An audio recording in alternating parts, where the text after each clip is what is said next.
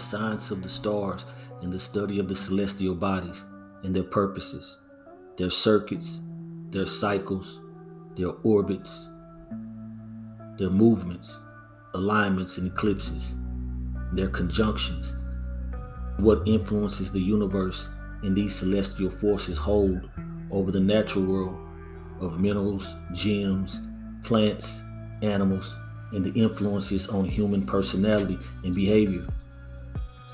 Determine whether you're outgoing and love being with the crowd, or whether you're the more quiet type and enjoy moments alone and tend to be more spiritual. These was determined through the study of astronomy and astrology. The wisdom of the stars was the highest science in ancient times and protected by the priests and the Wisemen of antiquity. The law and order that governs the stars and how they never deviate from the course set by the Creator was the foundation of all primitive religions.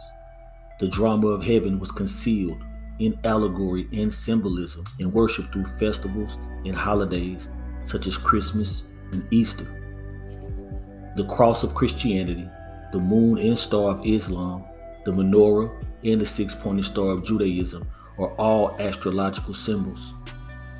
Yet all three generally teach against the celestial sciences.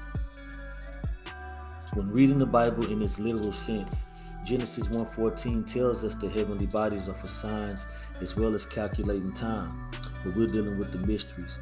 So let's reveal what's hidden in plain sight.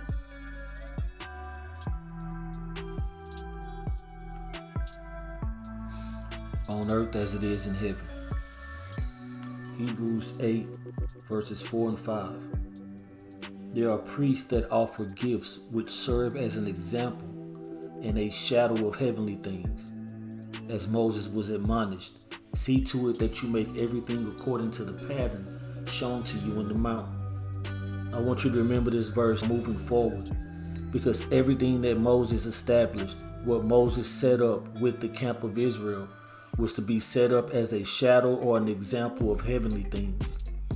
When you look at heavenly things, I'm using the Blue Letter Bible Online.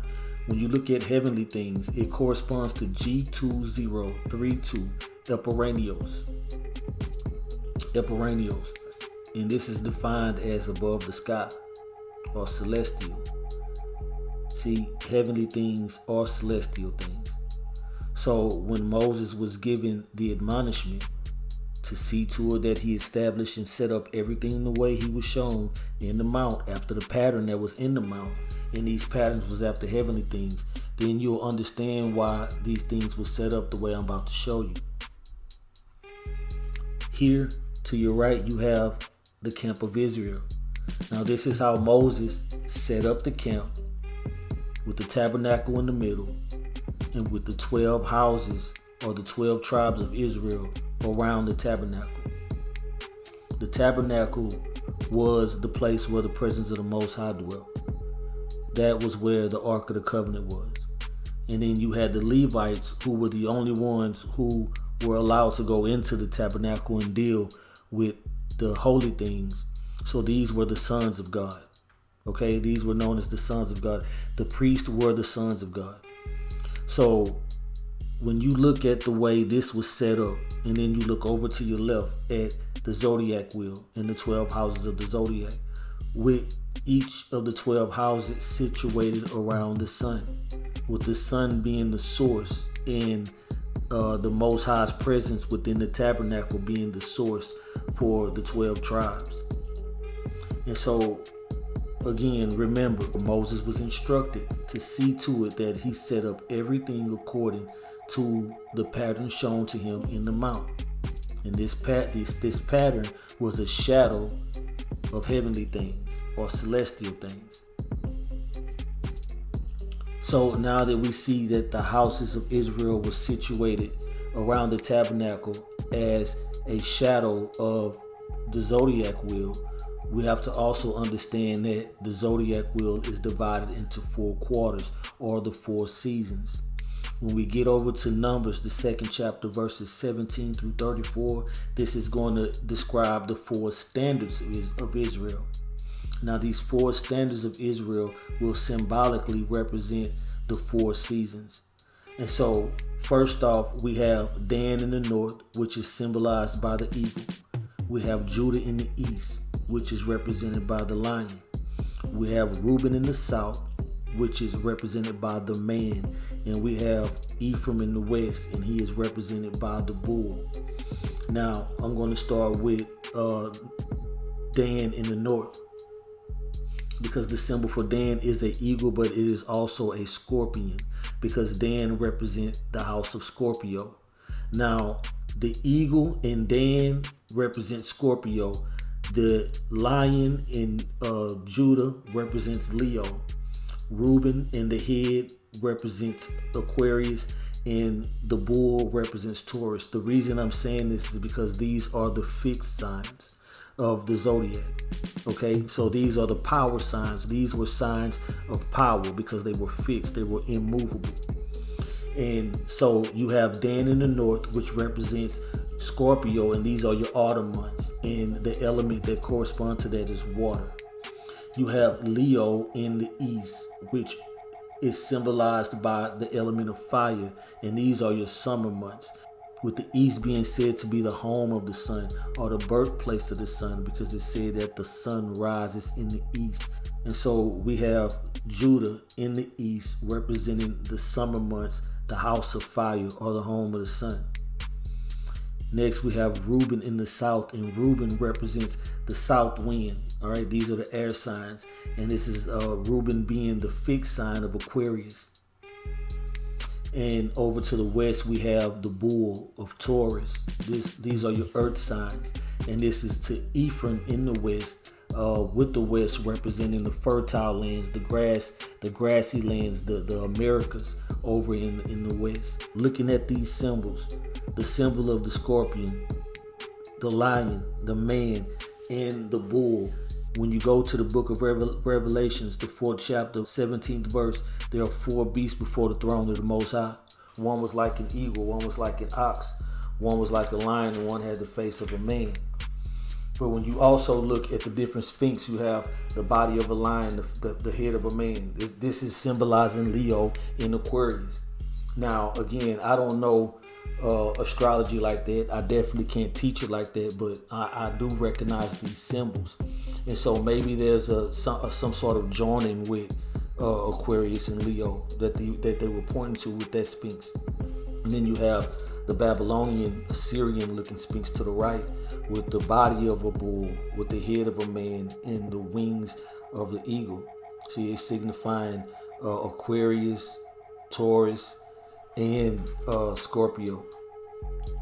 All right, see, by understanding these symbols, now we can go back and decode a lot of the different art. And we see that a lot of this stuff was astrological. It wasn't a wicked beast that existed that was half human and half lion. These were astrological symbols, and they may have been pointing to events or things that was to take place in the celestial when these certain houses join together, or when these certain beasts join together.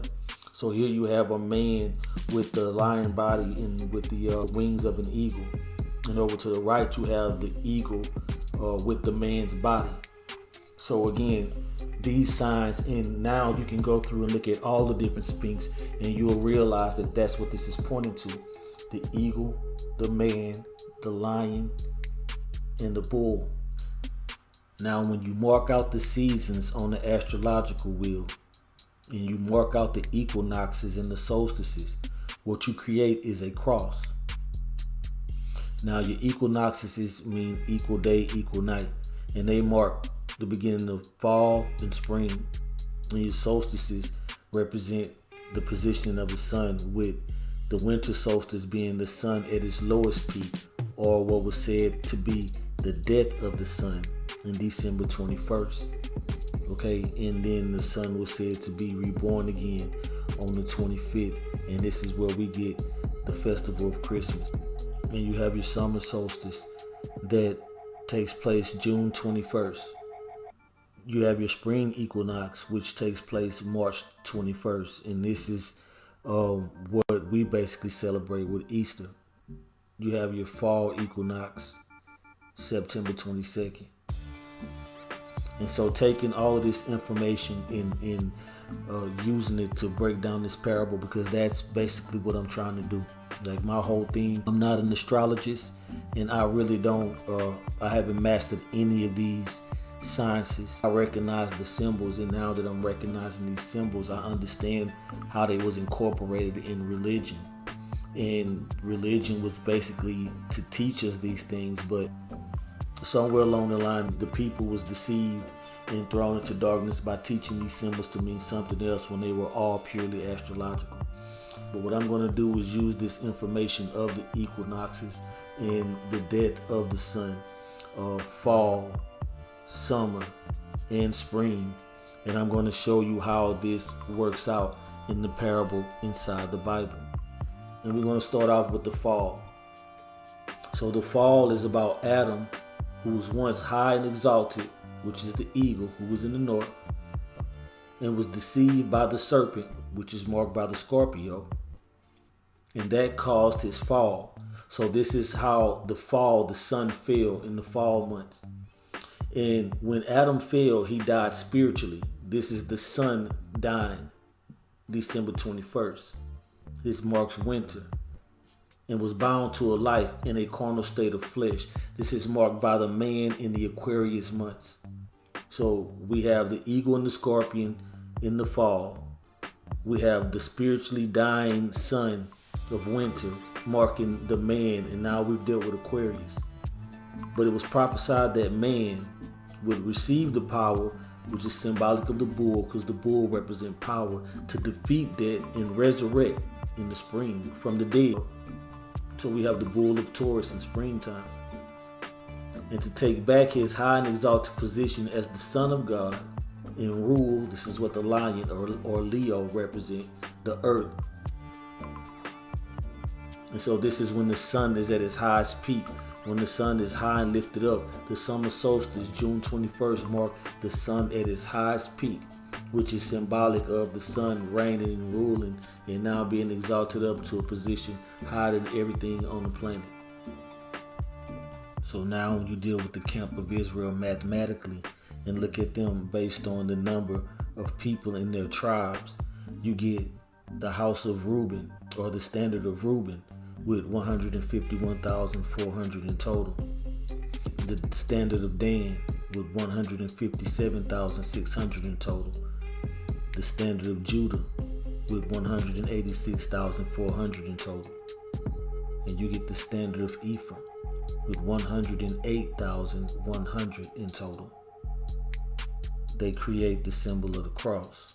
You see, there's more to what's written inside the Bible, and to these stories, these numbers that are written inside the Bible. There's much more to all of this stuff than what these preachers and pastors been trying to teach us this whole time.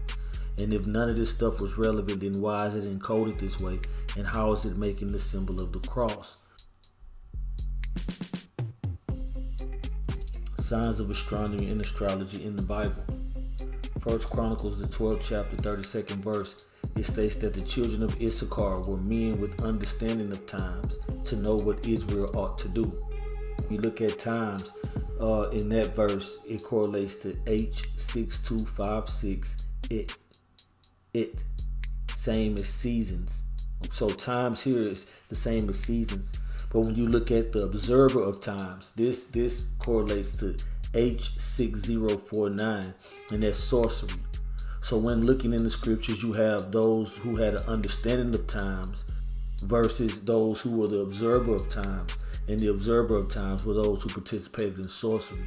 So when you look at the scriptures and you look at times, you have to look at how the times are being dealt with. Are they being understood, or are they being observed? Because they have two totally different meanings.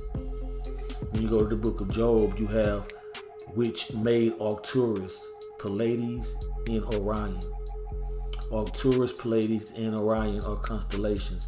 Arcturus is Ursa Major, and also known as the constellation of the Great Bear, and it is a part of the Big Dipper. Job 38, verse 31 and 32. Can you bind the sweet influences of Pleiades, or loose the bands of Orion? Can you guide Arcturus and his sons? The sons of Arcturus are the stars that make up the constellation of Arcturus, or the Great Bear. But what are the sweet influences of Pleiades? Another astrological reference that's going over all of our head. Mazzaroth in the signs of the zodiac. Job 38, verse 33. Can you bring forth Mazzaroth in his season? The word Mazzaroth corresponds to H4216, constellation, but only in the plural. So this would be constellations. Can you bring forth Mazzaroth in his season? It also says perhaps collectively the zodiac. So here you have Mazzaroth in the book of Job, 38 chapter, 33rd verse. And the question is, can you bring forth Mazzaroth in this season? So now that we know that Mazzaroth is the zodiac, he's asking, can you turn the zodiac wheel to the season that it's supposed to be? This is what he's asking Job. The Blue Letter online outline of biblical usage section of the Blue Letter Bible read that the 12 signs of the zodiac and their 36 associated constellations is also the definition of what this Mazzaroth is. So they're pretty much saying that this is the zodiac wheel. 2 Kings 23:5. And he put down the idolatrous priests, them also that burned incense to Baal, the sun, moon, planets, and all the host of heaven. So when you burn incense, that's also symbolic to you praying.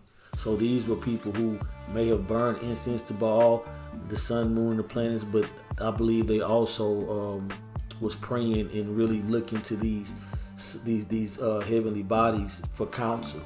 And they followed this more than the Most High. And this is where the problem came in at, because you had these people who were consulting to the sun, moon, and stars and using it as a form of prophesying and not acknowledging the spiritual. Now the word for planets in that verse corresponds to H4208 Mazzaroth, and it means weather, zodiac sign. Now that word traces back to H5144 Nazar, and this is to set apart as sacred. Now this word Nazar is also the word that we use for Nazarite, because the teachings of the planets, astrology, astronomy, that art was sacred. It was sacred then and it's still sacred now. I mean, how much of the celestial wisdom and the wisdom of the universe do we really understand? You know, what is the moon? What is the sun? You know, what's really out in the universe? How much of this information do we really know? And how much of it is being controlled? Now I'm going to use Genesis, the 49th chapter, to connect each sun to a house in the zodiac. And I want to start with Genesis 49, verse 2. Gather yourselves together and hear, you sons of Jacob, and hearken unto your father Israel. Reuben, you are my firstborn, my might, and the beginning of my strength, the excellency of dignity, and the excellency of power. Unstable as water, you shall not excel, because you went up to your father's bed, you defilest you his couch. Okay, so it said that Reuben is unstable as water, which means Reuben is going to represent Aquarius, the man pouring the water. So we're going to scratch that out real quick. Verse 5. Simeon and Levi are brethren. Instruments of cruelty are in their habitations. Okay, Levi and Simeon are brothers. Okay, we know Levi and Simeon are brothers because all 12 of them are brothers. So this have to be pointing to something else other than Levi and Simeon being brothers in that way. The Gemini, the twins, or the brothers of the zodiac. Verse 8. Judah, you are he whom your brethren shall praise. Your hand shall be in the neck of your enemies. Your father's children shall bow down before you. Judah is a lion's whelp. Okay, Judah's lion's whelp. So Judah represents the house of Leo.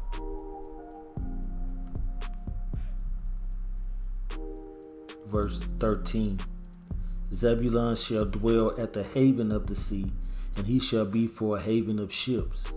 Okay, Zebulun is going to dwell by the haven of the sea, and he's going to be a haven for ships. Zebulun represents Capricorn. because this symbol for Capricorn is half fish and half goat, half land animal and half sea animal, because Zebulun would live on land and also on sea. Verse 14. Issachar is a strong ass couching between two burdens. Issachar is a strong ass couching between two burdens. Issachar represents Libra, the two burdens of the scale. The two sides of the scale represent the two burdens. Verse 16. Dan shall judge his people as one of the tribes of Israel. Dan shall be a serpent by the way, an adder in the path that biteth the horse's heels, so that the rider shall fall backwards. See, Dan represents Scorpio. And now understanding that Dan represents the house of Scorpio in the fall months, it will make sense that he is a serpent that bites the horse's heel and cause him to fall backwards, in the same way that the serpent caused Adam to fall. Verse 19. Gad, the truth shall overcome him, but he shall overcome at the last. Now, Gad represents the house of Cancer, but I can't use the crab to really show Gad being overcome, but will overcome in the end. So we have to go to the older symbol. Now, when you look up to the top right corner, you'll see the Cancer symbol. And when you look at it, picture it rotating to the left. Picture it rotating counterclockwise. And what it looked like is what's at the top will now be at the bottom, and what's at the bottom will now be at the top. This is symbolic of Gad being overcome at first, but overcoming in the end. What's at the top will become the bottom. The one who was being overcome will be the one who overcome at the end. Verse 20. Out of Asher his bread shall be fat, and he shall yield raw dainties. Now the two words we want to take out of that is fat and royal, because we're dealing with the bull of Taurus. And the bull at one time was the highest symbol. It was a symbol of royalty. It was a symbol for God at one time. And the scriptures always talk about the fatness of bulls. So we have Asher representing Taurus. Verse number 21. Naphtali is a hind let loose. He giveth goodly words. If Naphtali is a hind let loose, then Naphtali represents the ram of Aries. Verse 22. Joseph is a fruitful bow, even a fruitful bow by a well, whose branches run over the wall. The archers have sorely grieved him, and shot at him, and hated him. The archers. Alright, well, he's going to represent Sagittarius.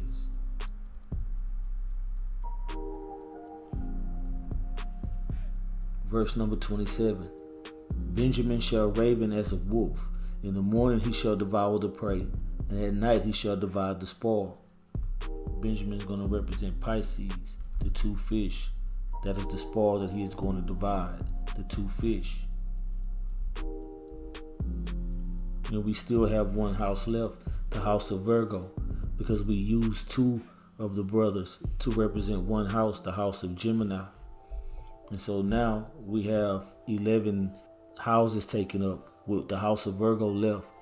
But we do know that Jacob had a daughter by the name of Dinah, and she would be the virgin and represent the house of Virgo, completing the circle of the zodiac.